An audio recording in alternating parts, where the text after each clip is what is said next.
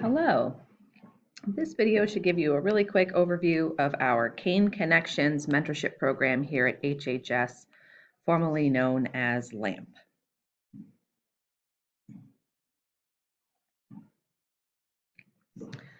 So there are three primary people involved. Dr. Lawrence is the administrator in charge. I, Sherry Makoviak, am the coordinating teacher, and you, the staff mentor or prospective staff mentor for our students.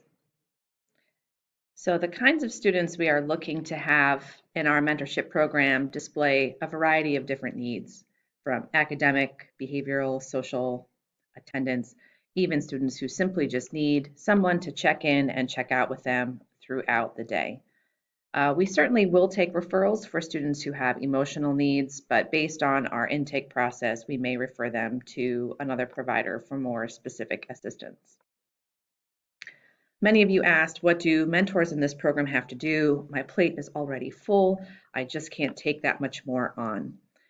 Well, I'll kind of divide that into two parts. On the left side of your screen, we're really just trying to help the students improve their attendance, their grades, whatever the reason was for their referral by being that consultant, that counselor to help them with problem solving, or to praise them, give them that positive interaction that they may not have otherwise. On top of that, all we're asking you to do is meet with your student. The frequency and length of that meeting can vary based on what that student needs. You're really trying to help them set a goal or two and devise those action steps toward that goal. We ask that you log your meetings, your progress to those goals, either weekly or monthly on an Excel document. That shouldn't take more than just a minute or so. Once a quarter, I will reach out to you to see how things are going. And at the end of the year, you'll complete a questionnaire. It's not meant to be above and beyond. It's not meant to be laborious. It's meant to be primarily you meeting with the student. Who can you refer? Well, you can refer any student who's having difficulty in any of these ways, and we'll talk about how you can refer them shortly. You can either scan this QR code. I've also placed the QR code and the paper referral in your mailbox, and someone, usually me, will follow up with you on that referral for some additional questions.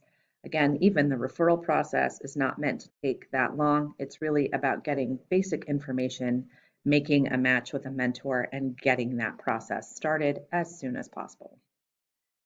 Also, if you choose to be a mentor, it can count toward your Huntingtown University credits.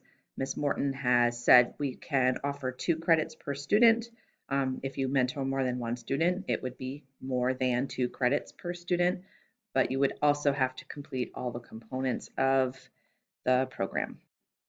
So I hope you consider being a mentor, referring students to be mentored. Please reach out to me, Sherry Makoviak, or Dr. Lawrence with any further questions. Thank you.